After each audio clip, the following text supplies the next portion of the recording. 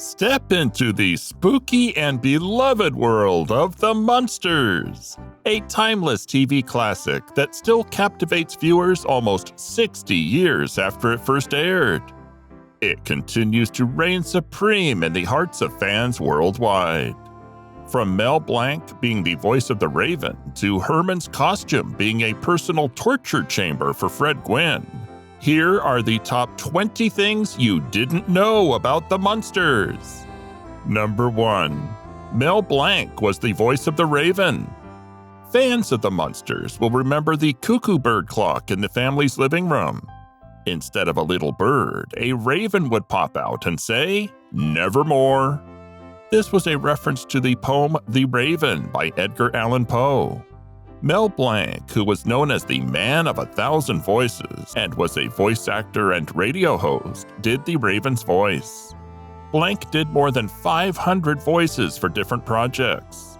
At the time, he was the most sought-after voice actor.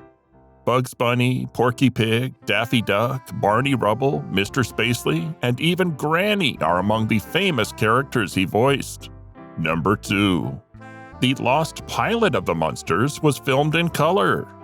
Most fans of the show know My Fair Munster as the episode where Grandpa makes a love potion for Marilyn to help her with problems with her boyfriend. But this was also the name of the pilot episode that was never shown on TV and is rarely seen. The original pilot episode was shot in color, and Lily and Eddie were played by different actors. In the pilot, Lily was called Phoebe, but CBS wasn't happy with what they saw, so they made changes to make it look like the show fans are accustomed to. Number 3. Fred Gwynne and Al Lewis worked together before the show. Before they played Herman and Grandpa, Fred Gwynne and Al Lewis worked together in the police comedy sitcom Car 54, Where Are You? From 1961 to 1963, the show told the stories of two New York police officers who were very different from each other. The fact that the two actors had worked together before shows in their roles on the Munsters. This helped sell the tight family relationship that is at the heart of the show. In 1962, Car 54, Where Are You? Won the Outstanding Directorial Achievement in Comedy Award. Number 4. The connection between Grandpa and Frankenstein's labs. In 1931's Frankenstein, Dr. Frankenstein's lab is one of the most famous movie sets ever. Kenneth Strickfaden, who was a well-known special effects artist at the time and is credited with making the sets for more than 100 movies, came up with the idea for the set. Strickfaden was also in charge of the Munsters special effects crew and created Grandpa's lab. Many of the props in Grandpa's lab were the same as those in the movie. This tied the show to the movie that gave rise to the character of Herman Munster. Number 5. The reason why the Munsters was shot in black and white. When the Munsters started in 1964, TV shows were already being filmed and shown in color. However, the show was filmed in black and white. This happened for a number of reasons, but mainly it was cheaper to film a show in black and white than in color. Other reasons included the fact that the original pilot shot by CBS was in color, and executives were afraid that children might find the show to be too disturbing if the creepy figures were shown in color. But the black and white setting helped make it feel like the old black and white Universal monster movies that some of the characters in the show were based on. Number 6. The Addams Family Coincidence. Since the beginning of each series run on television, comparisons have been drawn between the Munsters and the Addams Family.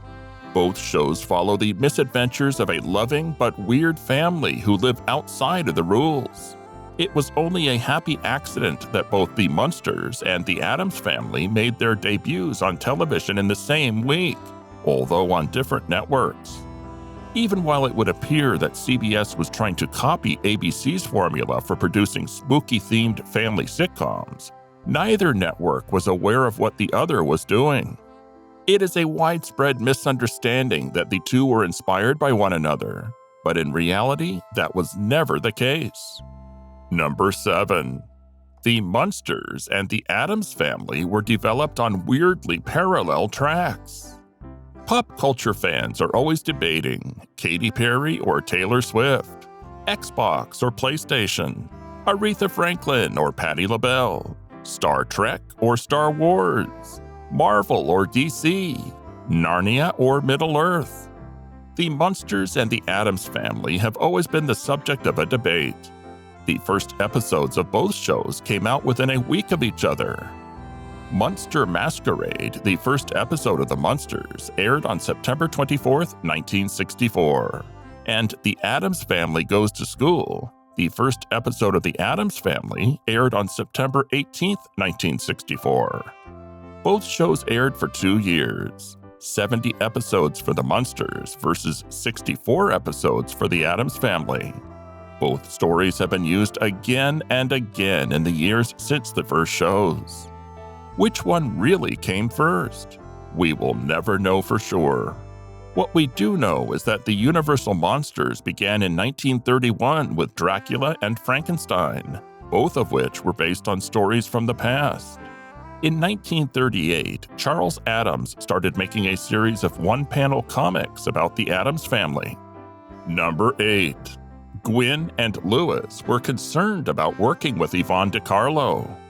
It is impossible to picture anybody other than Yvonne De Carlo playing the character of Lily Munster.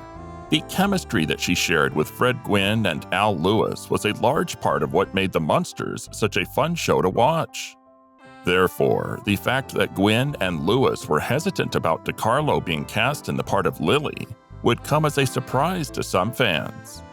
It had nothing to do with ill blood between the actors. Rather, they were afraid that her past work in serious parts, such as in 1956's The Ten Commandments, would conflict with their humorous approaches. Despite this, De Carlo quickly established herself as a talented actor, and her connection with the other members of the cast could not be denied. Number 9. Building the Dragula was sneaky business. The Dragula was one of the most memorable parts of the show, even though it only showed up in one episode. It became a fan favorite right away and has been recreated many times over the years. Hard rock musician Rob Zombie even named one of his songs after Grandpa's scary car. The Dragula was made out of a real coffin, but because of legal issues, the show's team had to come up with something else. In North Hollywood, it was illegal to buy a coffin without a death certificate, so project engineer George Barris made a deal with a funeral director to buy a coffin with cash. Barris would pick up the coffin after dark by the back door of the funeral home. Number 10. The Munsters comic books.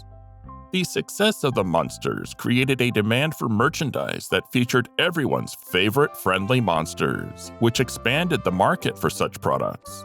The Comics Code Authority had a rule that said that vampires couldn't be shown in comic books. This made it harder to break into the comic book industry. Gold Key Comics, on the other hand, was an independent company that operated outside of the Comics Code Authority. Between 1965 and 1968, they published a total of 16 issues of the Munsters comic books. On the covers were rendered full-color photographs of the show's cast as well as stills from the show. Number 11. The Cowardly Lion was the first choice to play Grandpa. Bert Lahr, who is best known for his performance in The Wizard of Oz as the Cowardly Lion, was the first actor to be offered the part of the vampiric Grandpa on the Munsters. There is not much information available as to why Bert Lahr turned down the role, so Al Lewis was eventually offered the part instead. The character of Herman Munster was first given to John Carradine, who is most known for his work in westerns, while child actor Billy Mumy was in consideration to portray Eddie Munster. Fred Gwynne and Butch Patrick were also not the filmmakers' first choices for the roles they would later cast. Number 12. Lily Munster was older than Grandpa. Throughout the run of the show, Al Lewis played Grandpa, Lily Munster's father, who was an old vampire who liked to talk about, quote, the good old days. But don't let the role fool you about the actor's real age. Lewis was actually a year younger than Yvonne DiCarlo, who played the daughter of his character on the show. And both of them were younger than Fred Gwynne.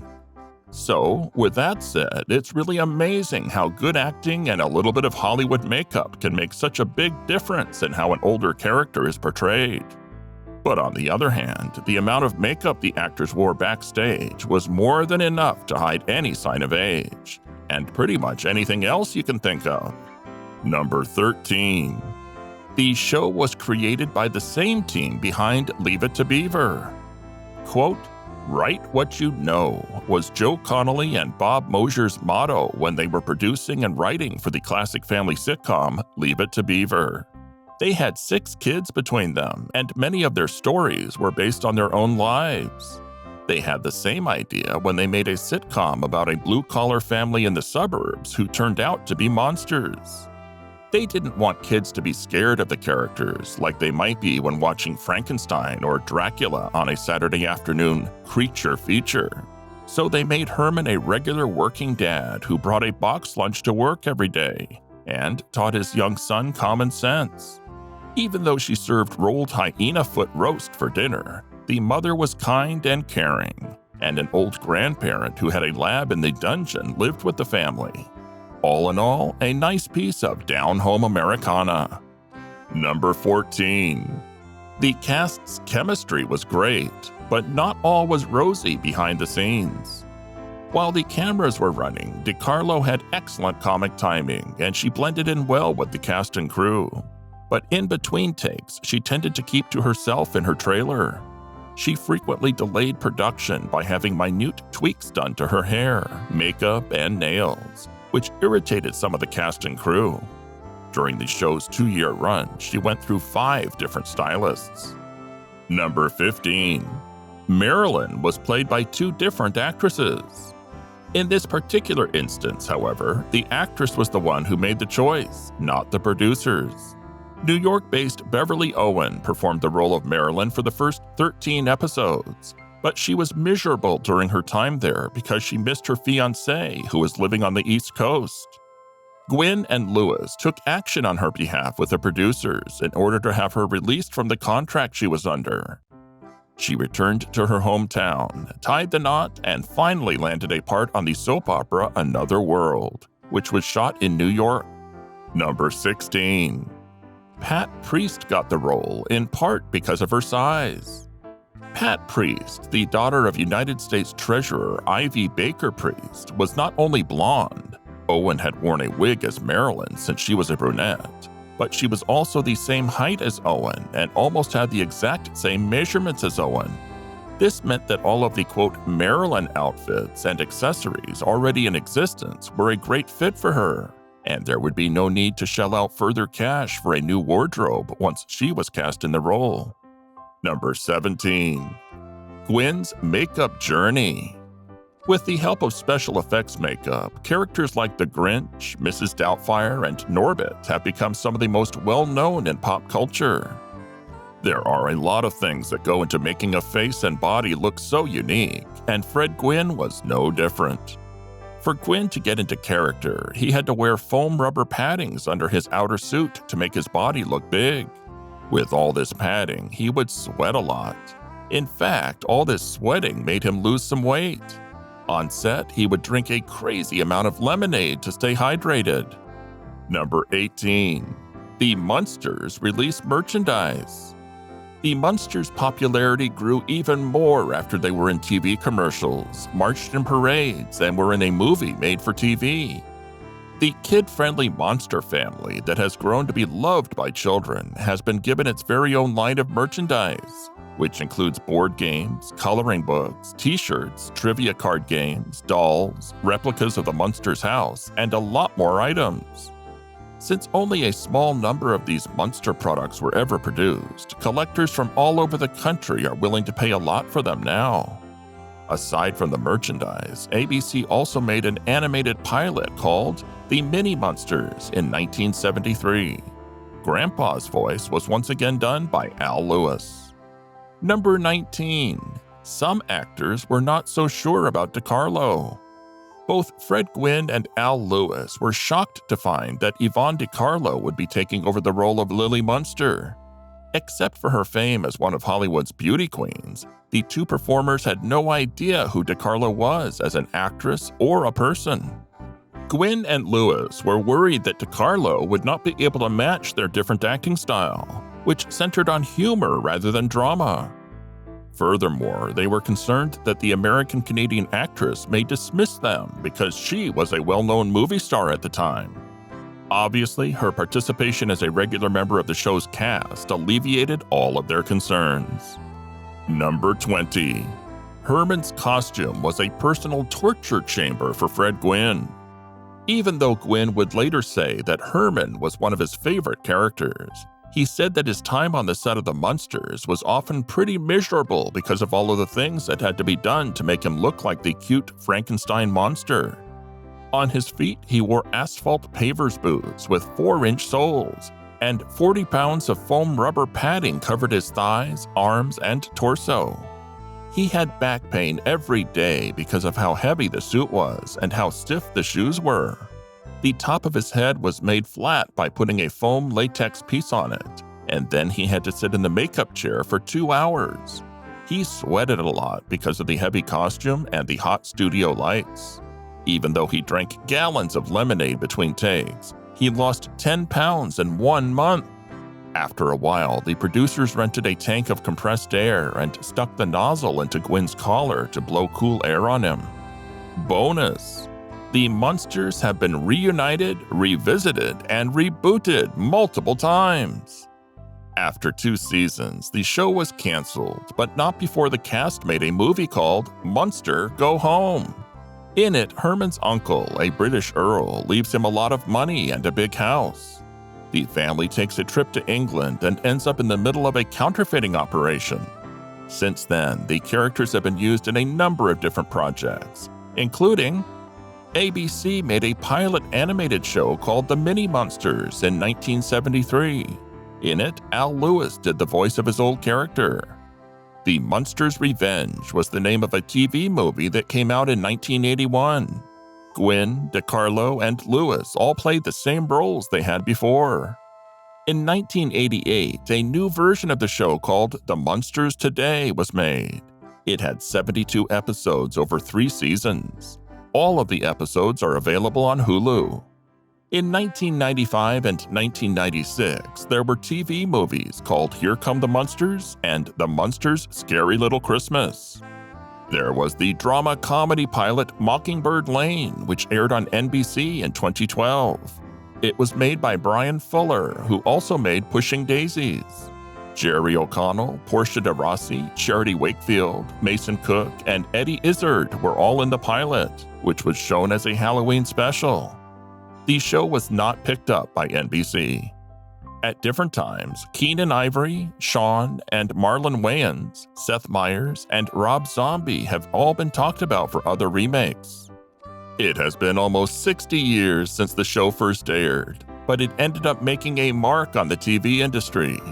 After the original show ended, there were many spin-off movies and TV shows with different casts. The Munsters ran on CBS from 1964 to 1966. The show was known for making fun of American sitcoms in a funny way. The Munsters wasn't the only satire on TV, but its portrayal of American life was accurate enough that it led to several spin-offs and kept a steady fan base. Thanks for watching. See you in the next video.